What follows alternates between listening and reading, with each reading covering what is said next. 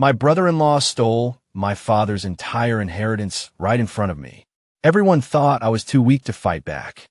But what they didn't know was that my father had prepared for this exact moment. And when that lawyer opened the second envelope, his face went white. I never thought I'd be standing in a funeral home, watching my own family turn against me. But there I was, 3 days after my father's death, surrounded by people who were supposed to love me, and all I could feel was the cold blade of betrayal cutting deeper with every passing moment. The chapel was filled with the scent of lilies and mahogany. My father had been a simple man, a carpenter who built houses with his bare hands for 40 years. He wasn't rich by any means, but he had saved every penny he could, invested wisely, and over the decades, he'd accumulated more than anyone in our family expected. The house in the suburbs, the lakefront cabin he'd built himself, his workshop filled with vintage tools worth a small fortune, and a savings account he'd mentioned only once or twice in passing. None of us knew exactly how much, but we knew it was substantial. I stood near the back of the room during the service, watching my sister Margaret sob into her husband's shoulder. David, my brother-in-law, the man who had married into our family 5 years ago and immediately began positioning himself as the responsible one, the organizer, the one who had everything under control. He wore his grief like a well-tailored suit, perfectly pressed, perfectly appropriate. But I'd seen the gleam in his eyes when my father's illness had taken a turn for the worse. I noticed how quickly he'd volunteered to help Dad with his paperwork, his bills, his banking. After the service, we gathered at my father's house. The same house where Margaret and I had grown up, where Dad had taught me how to use a level and how to measure twice and cut once. The living room felt smaller now, crowded with relatives and neighbors offering condolences that felt increasingly hollow as the afternoon wore on. David took charge immediately, directing people to the kitchen for coffee, organizing the flower arrangements, playing the perfect host in a home that wasn't his. I remember the moment everything shifted. We were standing in Dad's study, a small room lined with books about woodworking and old Western novels. Margaret, David, myself, and my Uncle Frank, who had driven up from Florida. David cleared his throat in that way he did when he wanted everyone's attention. He pulled out a folder from Dad's desk drawer, the same desk where I'd done my homework as a kid while Dad worked on blueprints beside me. "I think we need to talk about the practical matters," David said, his voice steady and reasonable. "Your father and I had several conversations before he passed. He wanted to make sure everything was in order, that there wouldn't be any confusion or conflict." He opened the folder and pulled out documents. He asked me to handle the estate matters. I have his power of attorney here, signed 3 months ago. I felt my stomach drop. 3 months ago, Dad had still been relatively healthy, still driving himself to the hardware store and meeting his buddy for coffee. But he'd also started forgetting things. Small things at first. Where he'd put his keys. What day of the week it was. The doctor had mentioned early signs of cognitive decline, but we'd all thought we had more time. Power of attorney? I heard myself say. My voice sounded distant, like it was coming from someone else. Dad never mentioned that to me. David's smile was patient, almost pitying. He probably didn't want to worry you.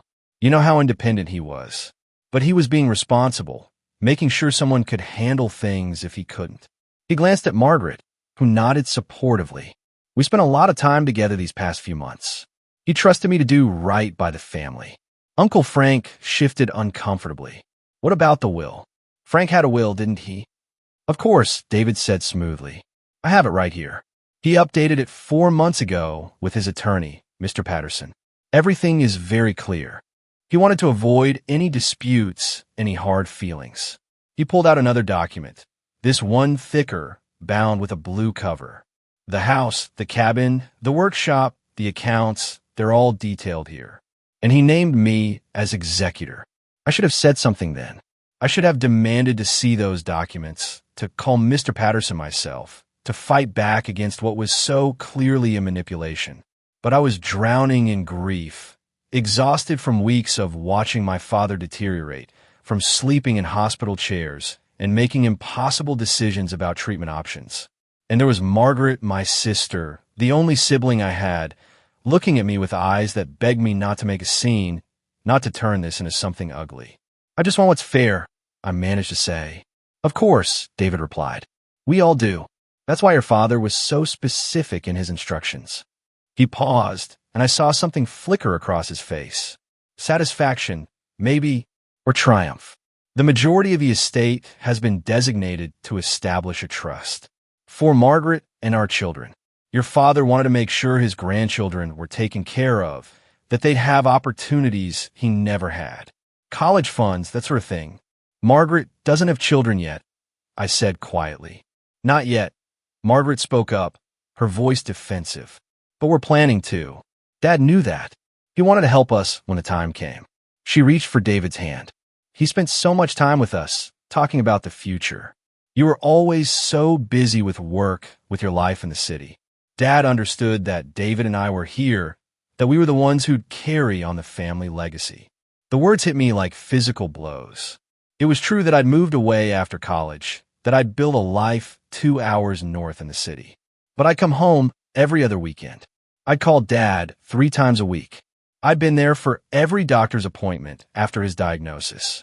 But somehow, in those final months, while I've been focused on medical care and treatment options, David had been weaving a different narrative. The reading of the will happened 2 weeks later in Mr. Patterson's office, a modest suite in a building downtown that smelled of old paper and lemon furniture polish. Mr. Patterson was elderly himself, a man who'd handled my father's legal affairs for 30 years. He'd written up Dad's will when Mom had died a decade earlier, had helped him with the deed to the cabin, had been a trusted advisor and friend. But when we sat down in his conference room, Mr. Patterson seemed different. Tired, maybe, or uncomfortable. He avoided making direct eye contact with me as he went through the preliminaries, explaining the probate process, the timeline for settling the estate. David sat beside Margaret, his hand possessively on her knee, a slight smile playing at the corners of his mouth.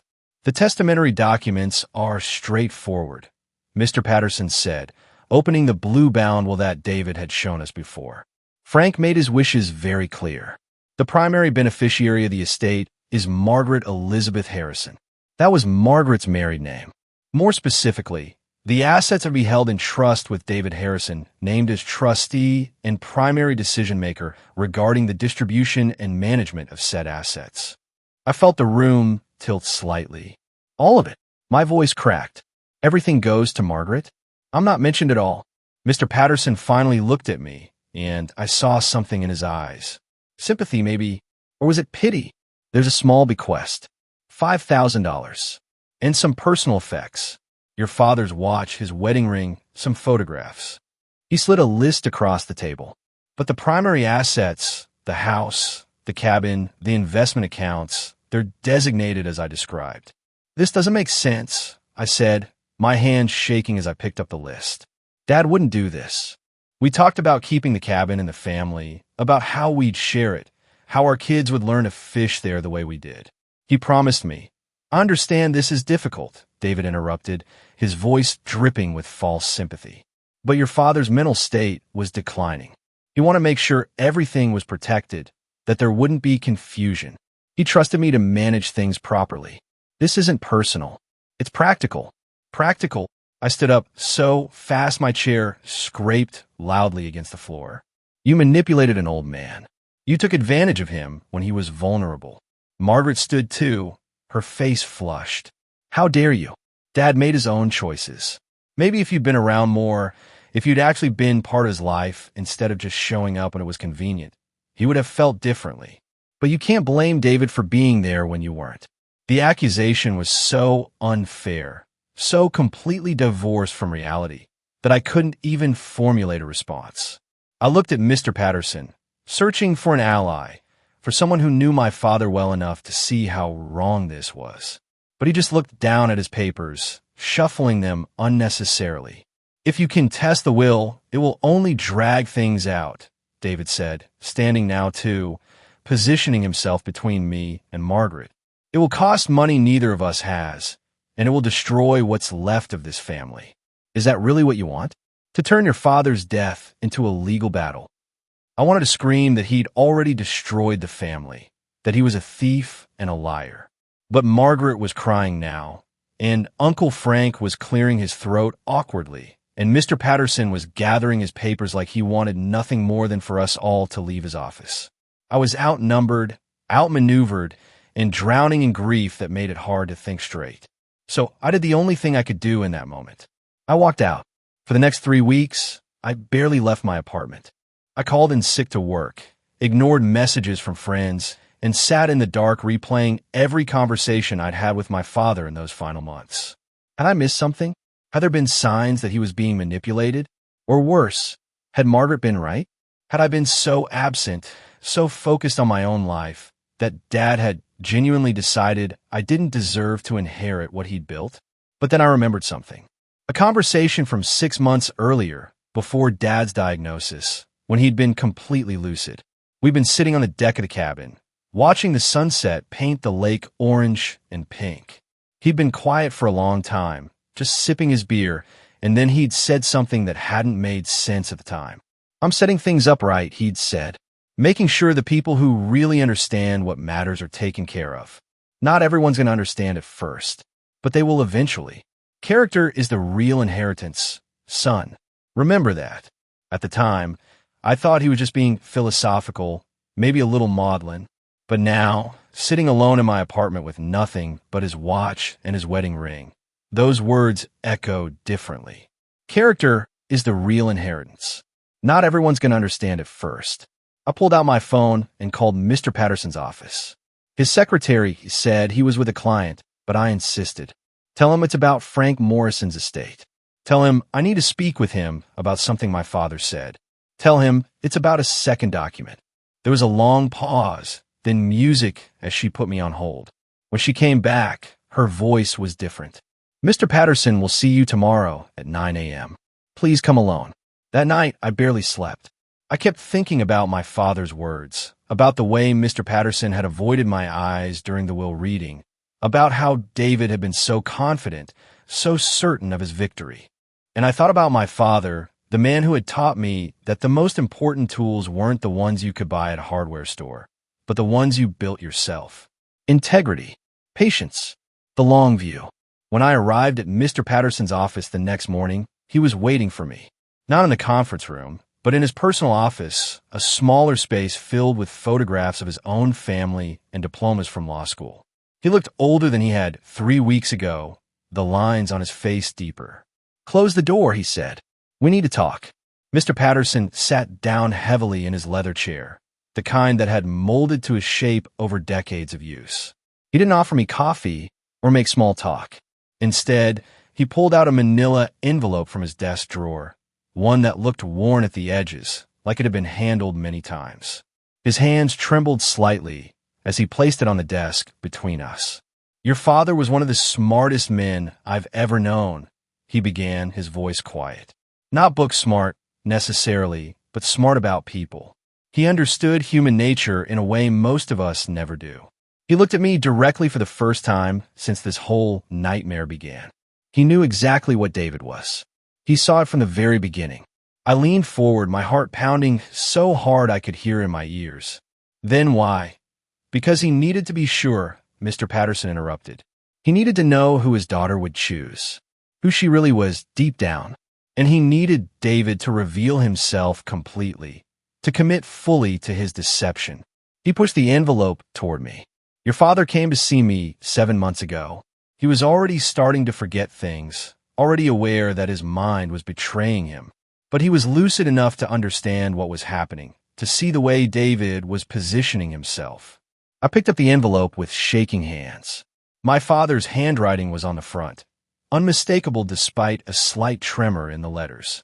"To be opened only in the presence of my son and Mr. Patterson. Not before the first will has been read and executed." He made me promise, Mr. Patterson continued, his voice thick with emotion. "He made me sit through that reading 2 weeks ago, made me watch David gloat and watch you suffer. He said it had to happen that way, that you needed to feel the injustice fully, and David needed to believe he'd won completely." The old lawyer's eyes were wet now. "It was the hardest thing I've ever done in 40 years of practice. Watching you walk out of that conference room, knowing what I knew. My hand was shaking so badly I could barely open the envelope. Inside was another will, This one dated 5 months ago, 2 months after the one David had presented. And there was a letter several pages long in my father's handwriting. I started to read, and my father's voice filled my head as clearly as if he were sitting beside me. Son, if you're reading this, then everything has gone exactly as I expected. I'm sorry for what you've had to endure these past weeks. I'm sorry for the pain, for the betrayal, for making you doubt yourself and our relationship.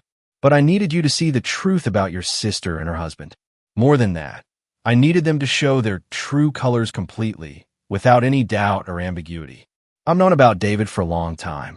I've watched him manipulate Margaret, watched him slowly isolate her from you, from me, from everyone who might question his intentions. I've seen the way he looks at money, at possessions, at the life he thinks he deserves but hasn't earned. And I've watched your sister choose him over family, over truth, over everything your mother and I try to teach her about integrity and loyalty. It broke my heart, but it also clarified something for me.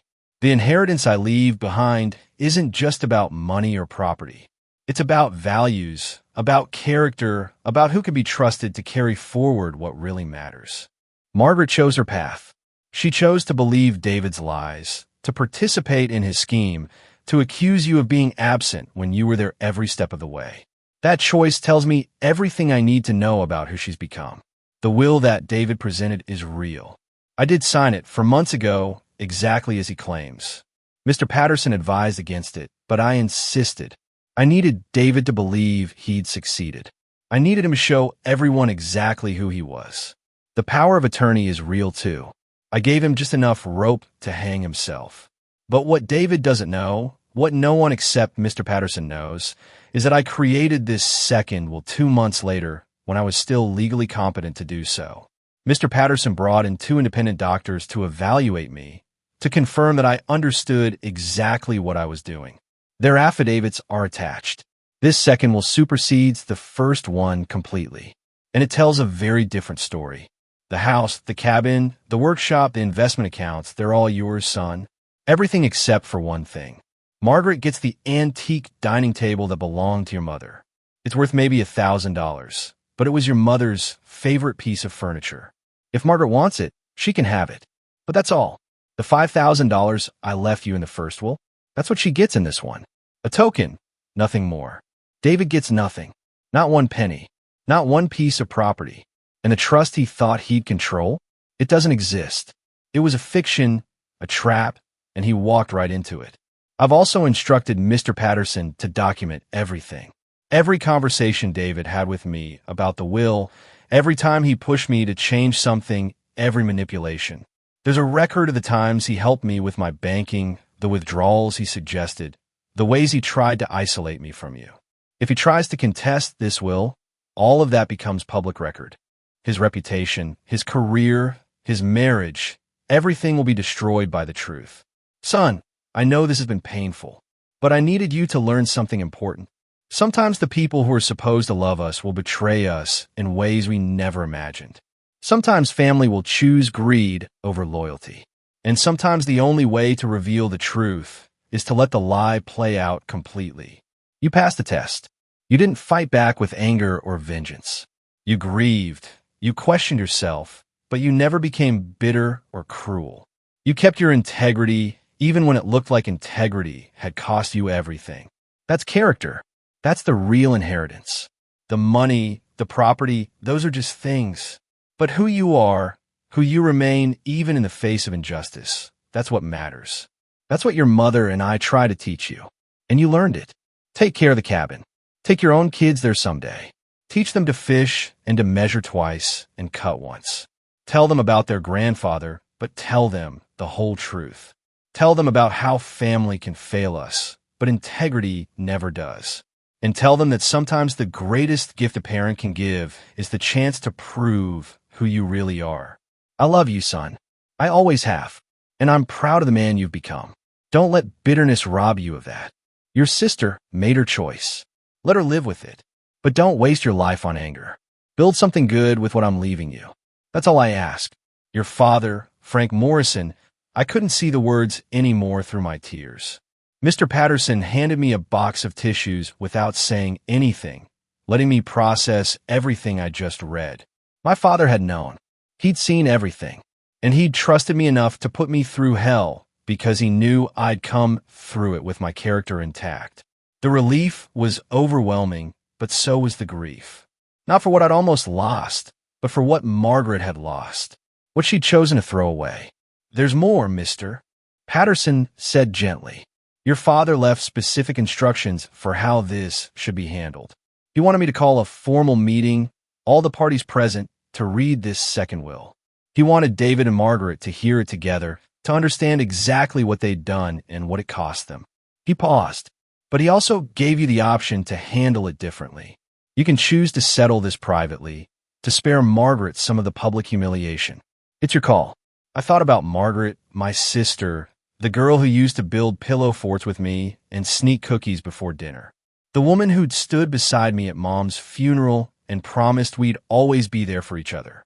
And I thought about who she'd become, the person who'd chosen to believe I was absent and uncaring, who'd participated in David's scheme without question. Part of me wanted her to face the full consequences of her choices. But another part, the part that Dad had been testing, knew that revenge wouldn't heal anything. "I want the formal meeting," I said finally. "They need to hear it. They need to understand what they did. But I don't want to destroy Margaret completely. She's still my sister, even if she can't see that right now." I looked at Mr. Patterson. "Can we do it in a way that gives her a chance to make things right? Not with the inheritance, that's decided, but with herself, with her own conscience." Mr. Patterson nodded slowly, respect evident in his eyes. "Your father thought you might say something like that. He included provisions for that scenario, too." He pulled out another document. "If Margaret shows genuine remorse, if she's willing to acknowledge what happened and take responsibility for her part in it, you have the option to set up a small trust for her. Not much, maybe $50,000, enough to help her if she decides to leave David and start over. But only if she demonstrates real change, real understanding of what she did wrong. Your father wanted her to have a path back, but only if she earned it." I nodded, unable to speak. That was so like Dad. Firm but fair, drawing clear boundaries, but leaving room for redemption if someone was willing to do the hard work of changing. "When can we do the meeting?" "Friday. 3 days from now. I'll call David and Margaret tomorrow. Tell them there's been a development with the estate that requires an immediate meeting. I won't give them details. Let them think whatever they want to think."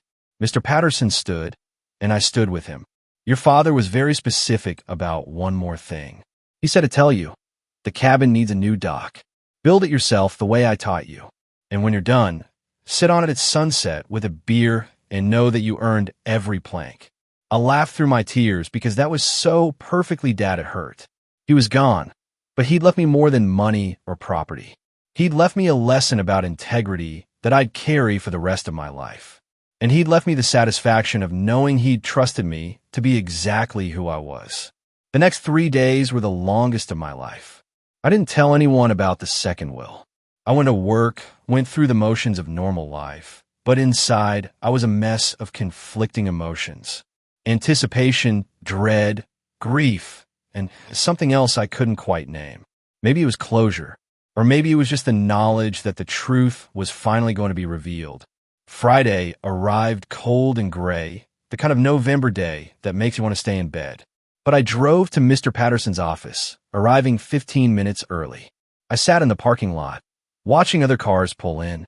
When I saw Margaret and David arrive, pulling up in Dad's truck, the truck David had apparently already claimed, I felt a fresh wave of anger. But I remembered Dad's letter, his test, his faith in who I was. I took a deep breath and walked inside. The conference room felt different this time. Mr. Patterson had arranged the seating deliberately. David and Margaret on one side of the table, me on the other, Mr. Patterson at the head. There was another man present too, someone I didn't recognize. Mr. Patterson introduced him as Ronald Hayes, an attorney brought in as an independent witness. David looked annoyed at the formality, but he was still wearing that slight smirk, still confident in his victory. "I'm not sure why we needed another meeting," David said, settling into his chair like he owned it. "Everything was settled 2 weeks ago. Unless there's a problem with the probate." "There's no problem with probate," Mr. Patterson said calmly. But there has been a development that requires immediate attention. A significant development regarding Frank Morrison's estate. He opened his briefcase and pulled out the manila envelope. David's smirk faltered slightly, and I saw Margaret tense. What kind of development? David asked, his voice sharp now. The discovery of a second testamentary document, Mr. Patterson said. One that postdates the will we read 2 weeks ago by approximately 2 months. One that was created while Frank Morrison was still legally competent, as verified by 2 independent physicians. He pulled out the affidavits. These doctors examined Mr. Morrison on the date this document was created. They both certified that he was of sound mind, that he understood the nature and consequences of his actions, and that he was acting of his own free will without coercion or undue influence. David's face went white. Actually white. All the color drained out of it like someone had pulled a plug. Margaret looked confused, glancing between her husband and the lawyer. I don't understand, she said. Dad made a will. You read it to us. How can there be another one? Because your father created it specifically to test the character of everyone involved, Mr. Patterson said, and now his voice had an edge to it. He was aware that he was being manipulated. He was aware of the scheme to isolate his son and claim the estate. And he wanted to see how far that manipulation would go, who would participate in it, and who would maintain their integrity even in the face of injustice. This is ridiculous, David said, but his voice cracked. You can't just produce a new will weeks after the fact. That's not legal. That's not. It's entirely legal, Ronald Hayes spoke up. I've reviewed the document, the medical affidavits, and the circumstances of its creation. This second will was properly executed, properly witnessed, and created by a man who was demonstrably competent at the time. It supersedes the previous will completely. He looked at David with barely concealed disdain. Mr. Morrison was quite thorough in his documentation of your interactions with him during his final months. Very thorough indeed. Margaret was crying now, but these weren't the manipulative tears I'd seen before. These looked like genuine shock and dawning horror. What did he document? She whispered. Mr. Patterson pulled out another folder, this one thick with papers. Every conversation David had with your father about changing the will. Every time he suggested your father was being too generous to his son. Every manipulation, every lie, every moment of pressure. Your father kept notes. He recorded several conversations with David's permission, claiming it was to help with his memory issues. Those recordings are quite revealing. You're lying, David said, standing up so fast his chair fell backward. This is a setup. You and him, he pointed at me. You're trying to steal what's rightfully mine. Margaret, don't listen to this. We'll fight this. We'll sit down, Mr. Harrison, Ronald Hayes said coldly. You're not doing yourself any favors. In fact, I'd advise you to listen very carefully to what's about to be read, because your next actions will determine whether this remains a family matter or becomes a criminal one. Fraud, undue influence, and elder abuse are serious charges. David sat down slowly, and I watched him transform. The confident, smirking man who'd stolen my father's estate vanished, replaced by someone calculating, desperate, looking for an escape route. Margaret was staring at him like she'd never seen him before, and maybe she hadn't. Maybe she was finally seeing what Dad had seen all along. Mr. Patterson began reading the second will. Every word was a hammer blow to David's composure. The house to me, the cabin to me, the workshop and all its contents to me, the investment accounts to me, Margaret's inheritance, the dining room table, and $5,000. David's inheritance. Nothing. Not one single thing. And then Mr. Patterson read the letter, my father's letter, every word of it. About character being the real inheritance. About giving people enough rope to hang themselves. About watching Margaret choose greed over family. About testing me and knowing I'd pass. When he finished, the room was completely silent except for Margaret's crying. David looked like he wanted to flip the table, to scream, to attack someone. But he was trapped and he knew it. Ronald Hayes was watching him like a hawk, ready to document any outburst, any threat. This isn't over, David finally said, but his voice was hollow. I'll contest this. I'll prove he wasn't competent. You'll lose, I said quietly. It was the first time I'd spoken since the meeting began. And in the process, everything Dad documented about you will become public record. Every manipulation, every lie, every moment you took advantage of a dying old man. I leaned forward. Do you really want that, David? Do you want your employer to know? Your friends? Everyone at Margaret's work? He stared at me with pure hatred, but underneath it I could see the fear. He was cornered, and we both knew it. Margaret wasn't looking at him anymore. She was looking at me, and in her eyes I saw something I hadn't seen in months. Recognition, maybe, or shame, or maybe just the dawning realization of what she'd done, who she'd become. I'm sorry, she whispered, so quietly I almost didn't hear it. I'm so sorry. I didn't know. I thought. She couldn't finish. The tears were coming too hard now. I wanted to feel triumphant. I wanted to feel vindicated. But mostly I just felt sad. Sad for the sister I'd lost. Sad for the family that had been broken. Sad for my father who'd had to engineer all of this from beyond the grave. Dad left you a way back, I said, pulling out the document about the trust.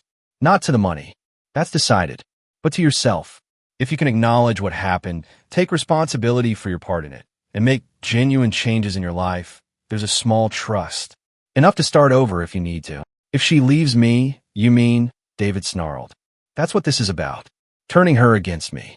No, I said, looking at him directly. This is about Margaret deciding who she wants to be. She can stay with you, live with the consequences of what you both did. Or she can choose differently. That's up to her. I turned to my sister. But you need to understand something, Margaret. Dad didn't do this to punish you. He did it to show you the truth. About David. About yourself. About what really matters in life. Whether you learn from it or not, that's your choice. Mr. Patterson cleared his throat. You have 72 hours to notify me if you intend to contest this will. After that, the estate will be settled according to Frank Morrison's final wishes. I'd advise you both to think very carefully about your next steps. He looked at David. And I'd especially advise you to consider the evidence that exists regarding your conduct. Elder abuse and fraud are criminal matters. So far, this has been kept within the family. Whether it stays that way depends entirely on how you proceed. The meeting ended. David stormed out, slamming the door hard enough to rattle the paintings on the wall. Margaret sat there for a long moment, crying silently. Then she looked at me one more time. I really am sorry, she said.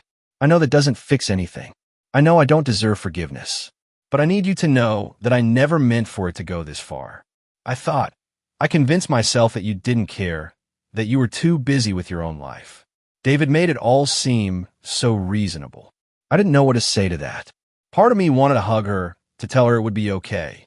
But another part, the part that Dad had strengthened with his test, knew that forgiveness had to be earned, not just requested. Figure out who you want to be, Margaret. Not who David wants you to be. Not who you think Dad wanted you to be. Who you actually want to be. Then we'll talk. She nodded and left, her shoulders shaking. I stood there in the conference room, holding the documents that gave me back everything David had tried to steal, and I didn't feel victorious at all. I felt tired and sad and grateful and angry all at once. Mr. Patterson put a hand on my shoulder. Your father knew this wouldn't be easy, but he also knew you could handle it. Not everyone could have. That night, I drove to the cabin for the first time since Dad's death. I sat on the old dock, the one that Dad was right about. It really did need replacing, and watched the sunset paint the lake in shades of orange and pink. I had a beer in my hand, Dad's favorite brand, and I thought about everything that had happened. About character being the real inheritance. About how Dad had trusted me enough to put me through hell because he knew I'd come out the other side with my integrity intact. I thought about Margaret, too, about the choice she'd have to make. Part of me hoped she'd choose right, that she'd leave David and do the hard work of becoming someone she could be proud of. But another part knew that some people never learn, never change, never see past their own wants and fears. Time would tell which kind of person Margaret was. I couldn't control that. All I could control was who I chose to be. The sun set completely, leaving the lake dark and peaceful. I finished my beer and made a decision. Tomorrow, I'd start building that new dock. I'd do it the way Dad taught me, measuring twice and cutting once, taking my time to get it right.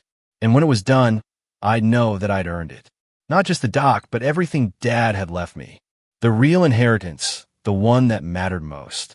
Character, integrity, the long view. Those were the tools Dad had really left me. And no one, not David, not Margaret, not anyone, could ever take those away. They were mine, earned through grief and betrayal and the choice to remain who I was even when it would have been easier to become bitter and vengeful. That was the test. That was the inheritance. And I'd passed. 3 weeks later, I got a letter from Margaret. She'd left David, filed for divorce, and moved into a small apartment across town. She wasn't asking for money or forgiveness. She was just letting me know that she was trying to figure out who she wanted to be, that she was starting therapy, that she understood she'd lost something precious and might never get it back. She ended the letter with a line from one of Dad's favorite sayings: "You can't build a good house on a bad foundation. Sometimes you have to tear it all down and start over." I wrote back, not to offer forgiveness, not yet, but to tell her I was proud of her for making the hard choice. That Dad would have been too, that the trust he'd set up was available if she needed it, but only when she was ready, only when she'd done the work to earn it. And that maybe someday, when enough time had passed and enough healing had happened, we could sit on the new dock together and talk about what really matters. I don't know if that day will ever come, but I've learned that hope and boundaries can coexist, that you can care about someone and still protect yourself from them. That family isn't just about blood. It's about who shows up, who stays true, who maintains their character when everything else falls apart. Dad taught me that in the most painful, most effective way possible. And I'll carry that lesson for the rest of my life. The new dock is almost finished. I've been working on it every weekend, following Dad's old blueprints, using techniques he taught me when I was 10 years old. It's slow work, careful work, the kind that can't be rushed. Each board is measured twice, each nail driven true. And when I finally sit on it at sunset with a beer, I'll know that Dad was right. I did earn every plank. Not through inheritance or luck, but through the choice to be someone worthy of his trust. That's the real inheritance. That's what lasts. If this story moved you, hit that like button and share it with someone who needs to hear it. Subscribe to the channel for more incredible true stories that will restore your faith in justice.